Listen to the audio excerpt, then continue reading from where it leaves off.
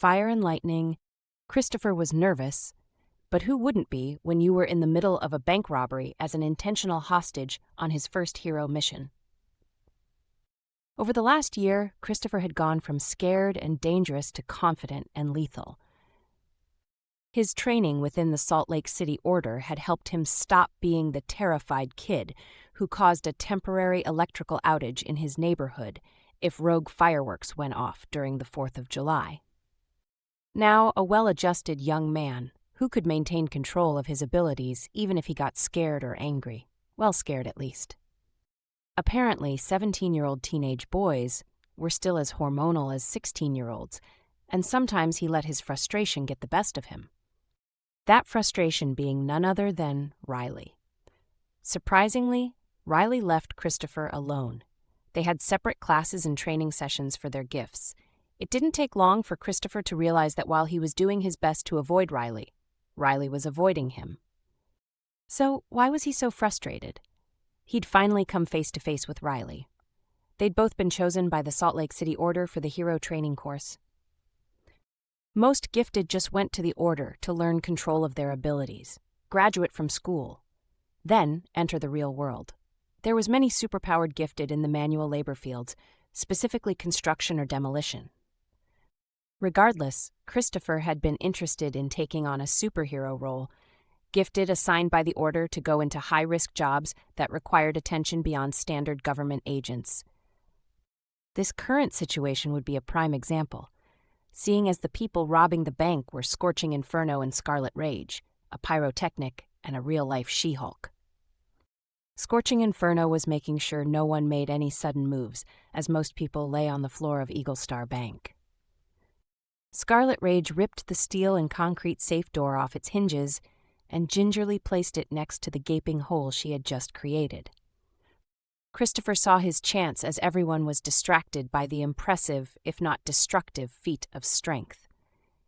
He took a deep breath, channeled his power into his hands as he stood up, projected his lightning outward and straight through Scorching Inferno, just as he started to turn back towards the hostages, blasting him backwards a good 30 feet away, his crumpled and burnt body hitting the ground with a sickening thud. Scarlet Rage had a stunned look on her face as she beheld the body of her partner. "Everyone run," ordered Christopher in a deep, commanding voice that totally didn't crack. As customers and bank tellers alike rushed out the door, Scarlet Rage focused her attention on Christopher, who was currently still conducting his electric ability through his fingers. "You," snapped the Scarlet Rage and charged towards him. Despite her size and muscular frame, she was quite fast. She reached Christopher in record time, moments before he could get off another blast of lightning, still recovering from his first strike. Her blow, however, only met thin air. Christopher was gone. "You good?" asked Riley. He'd been waiting outside as backup until the hostages left, or in case things got dicey. Once all the hostages started to pour out of the bank, he rushed in with his super speed and snatched Christopher out of harm's way. "I'm fine," snapped Christopher. Most people who tried to touch Christopher when he charged up usually felt an intense electric shock, like when you feel the current of electricity from an uncovered electrical outlet. Not enough to do any damage, typically, but a sensation of pain and numbing could be felt. Riley was an exception to this rule, probably because it was Christopher who had triggered Riley's super speed. After he had electrocuted Riley to death, accidentally, then restarted his heart and brought him back to life all in the span of 2 minutes. "Cool, so I'll distract Scarlet while you deal with Scorcher over there," said Riley. Before Christopher could say anything, Riley had sped off and was proceeding to tire out Scarlet Rage out by being super annoying and distracting. It was then Christopher fully processed Riley's suggestion that he deal with Scorching Inferno. Hadn't he just done that? He turned his attention over to the pyrotechnic, and sure enough, he was regaining his feet. The burn on his chest, made out through his singed shirt, was closing before Christopher's eyes. Apparently, Scorching Inferno was nicknamed the Phoenix for a good reason. He never stayed dead for long. Christopher was oddly happy about that. He was no longer a killer, even if it had been self-defense. Scorching Inferno turned his focus on Christopher and immediately charged forward, encasing his own body in fire. Christopher, thinking quickly, charged straight at Scorching Inferno. The human fireball was surprised by Christopher's brazenness, which Christopher had been hoping for. He dodged off to the side before Scorching Inferno could land a punch. He had, however, grazed past, igniting his shirt, which he rapidly patted out. Scorching Inferno turned and resumed his charge. Christopher rushed to the safe door, already rechanneling his electricity. This time, as Scorching Inferno rushed forward, Christopher unleashed an electromagnetic field around Scorching Inferno. One moment, Scorching Ray was charging Christopher.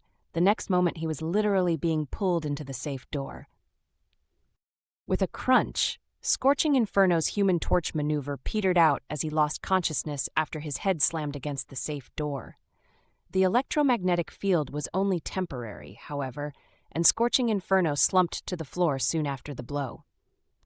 Many desks and pieces of counter were strewn about the bank lobby as Scarlet Rage, now huffing and puffing from sheer exertion, attempted to destroy Riley, who continued to dodge, weave, and taunt. As a former bully, he was especially good at taunting. Scarlet Rage slowly shifted back to her more controlled state of mind as she collapsed on all fours, completely spent. "Impressive," said Aurora as she entered Eagle Star Bank's lobby, 2 pairs of containment officials close on her heels.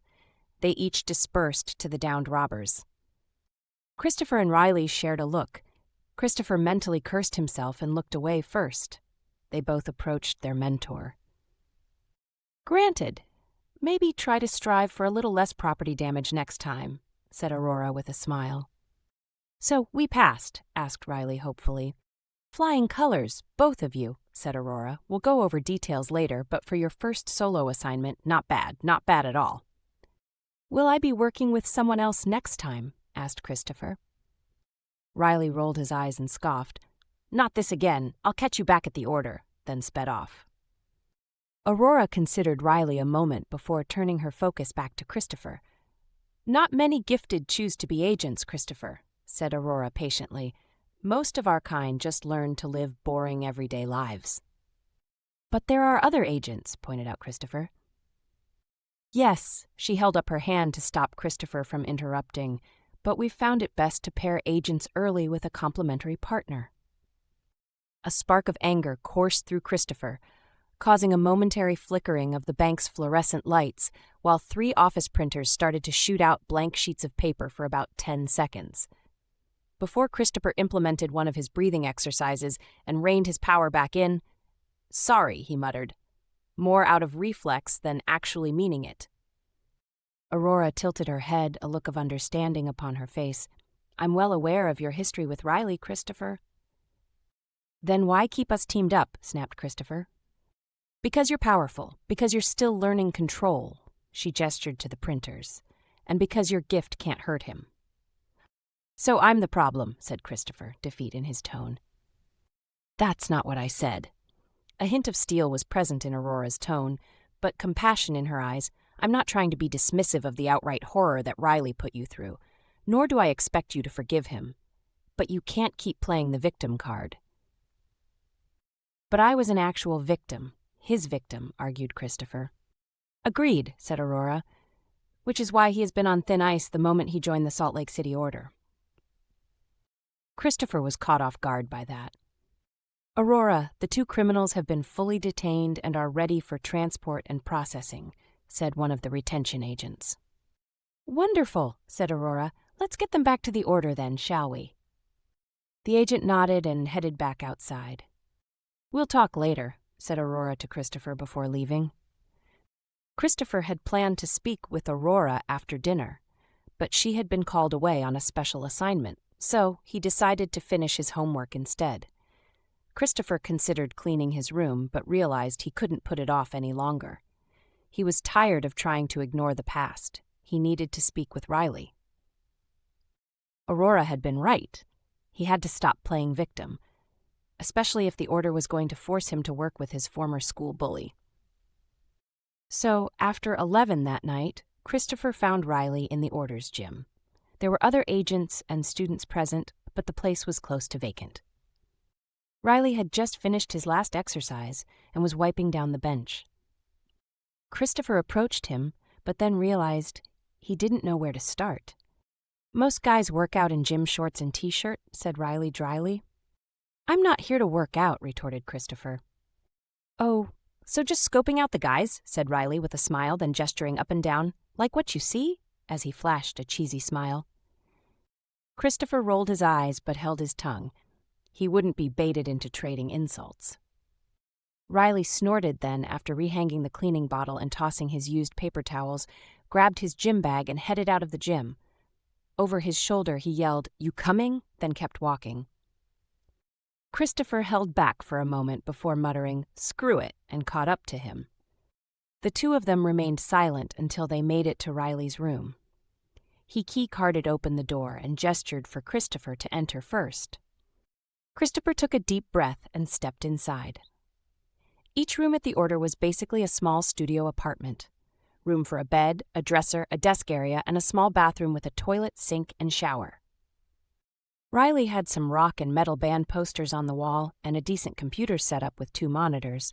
Otherwise, the room was sparse, surprisingly clean. Riley slid in past him and plunked his gym bag on top of his dresser.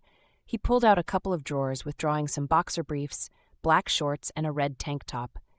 "You can sit on the bed or at the desk, I don't care. I'll just be 10 minutes.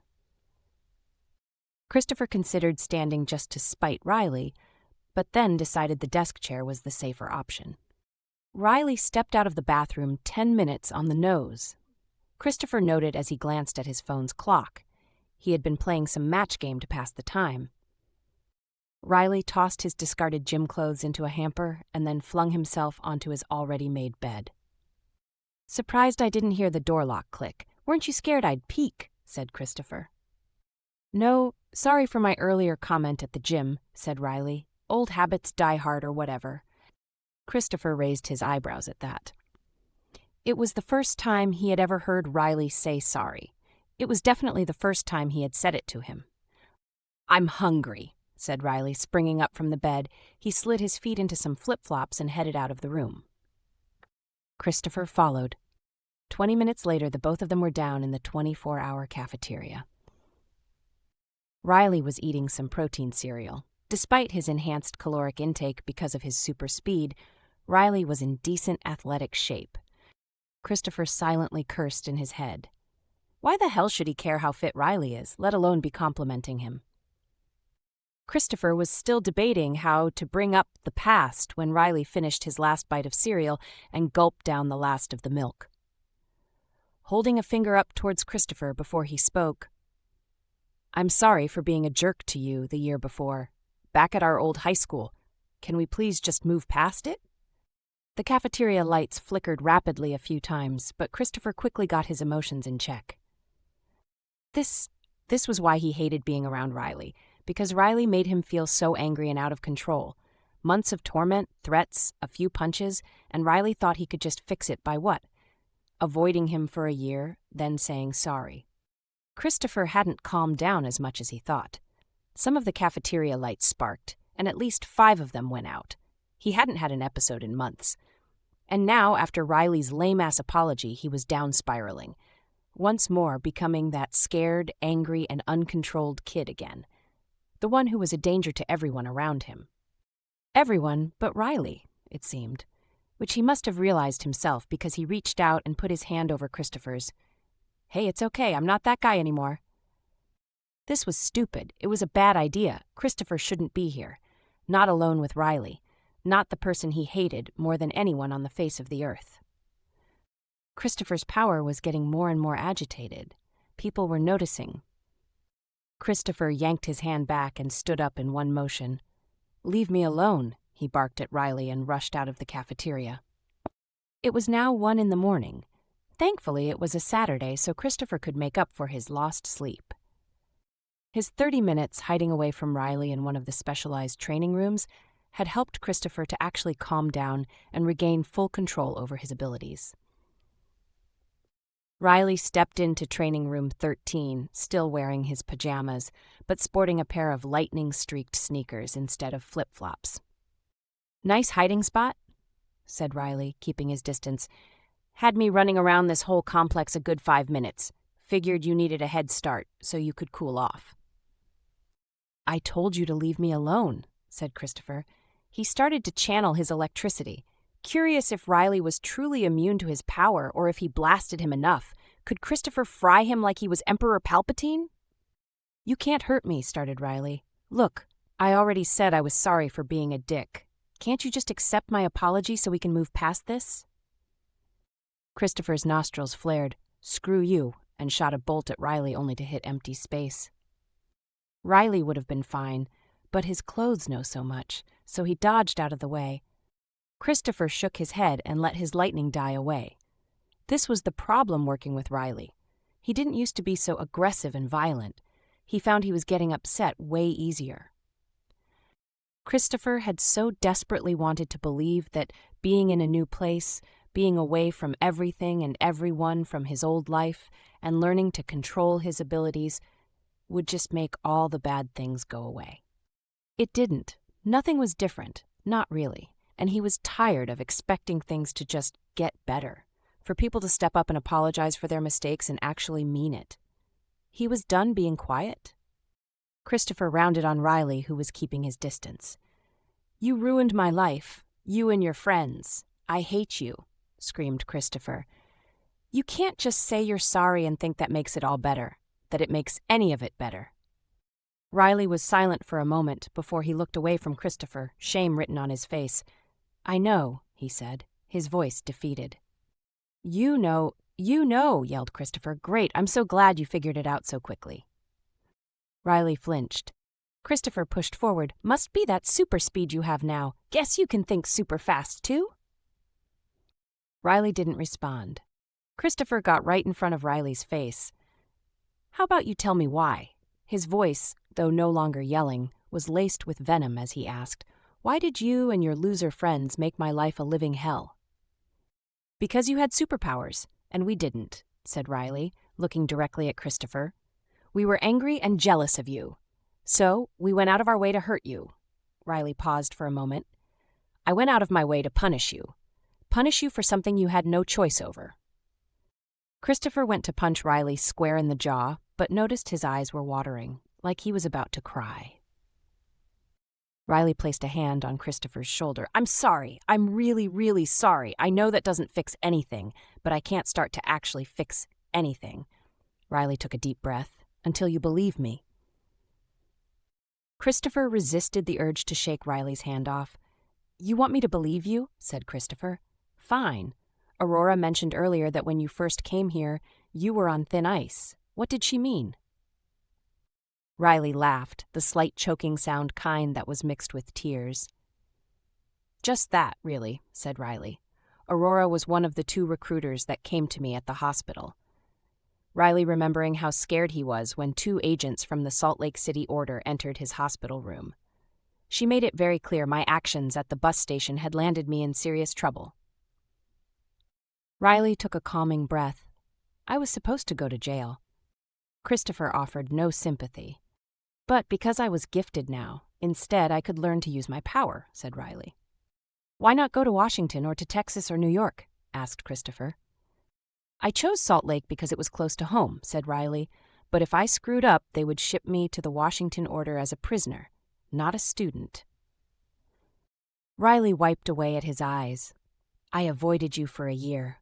I knew I'd screw things up the moment I talked to you. I went to mandated therapy sessions to figure out my crap, and I just learned to keep my head down." Riley sighed.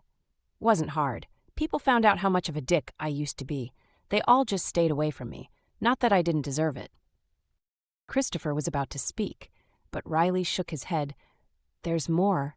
Riley chewed his lower lip. "I'm gay, so I also hated the fact you were an out and proud bisexual, too." "You're the one who outed me," snapped Christopher. Shock, recognition, and embarrassment crossed Riley's face. "Right, sorry for that, too." Christopher didn't respond. "I have dyslexia, so I always hated how smart you were, too. Guess I was just your generic after-school bully." Christopher crossed his arms. Riley kept going. "What really sucks is that when I told my parents I was into guys, They were totally fine with it, Riley said, shame on his face. I was so sure that if they knew, they would hate me, disown me, and throw me out. Riley shook his head. They both hugged me and said it was okay, that they still loved me and accepted me. That's great, said Christopher, surprised to find he actually meant that. When he came out to his parents, they had also been supportive. Riley gave a half-hearted smile. Even worse, my dyslexia is doing a lot better. The order put me with a special tutor.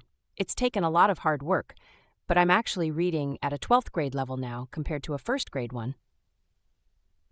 Why is that worse? Asked Christopher, uncrossing his arms.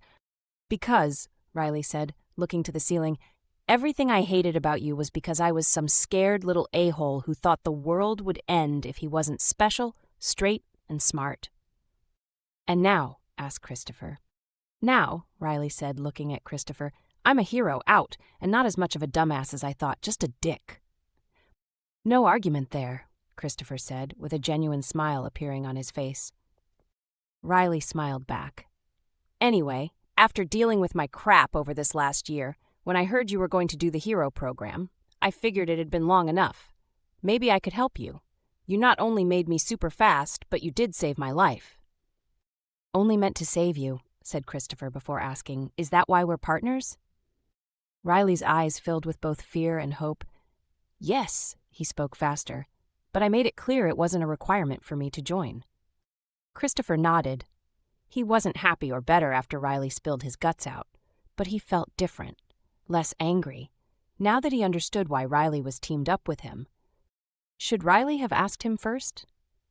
Maybe, but he would have just said no, or just quit the hero program before he started. Like Riley said, he had spent the last year dealing with his crap. Maybe it was time for Christopher to do the same. Fine, I'm sorry for the snarky comments and being a jerk to you, said Christopher. I don't forgive you for what you did, not yet anyway. Riley nodded, totally fair. But I'll stop asking for a new partner, and I'll actually give this partnership a chance. Christopher motioned between the two of them. Riley's shoulders relaxed as if a massive weight had just fallen off them. He smiled and, to Christopher's surprise, gave him a hug. Christopher hesitated for a moment, then briefly returned the gesture. Riley took a step back. It's late, and I have a history paper I need to finish tomorrow. May have conquered the reading issue, but writing is still a pain in the ass. I can help, said Christopher, surprising himself. Riley also looked surprised. Really, that would be great, after breakfast, okay?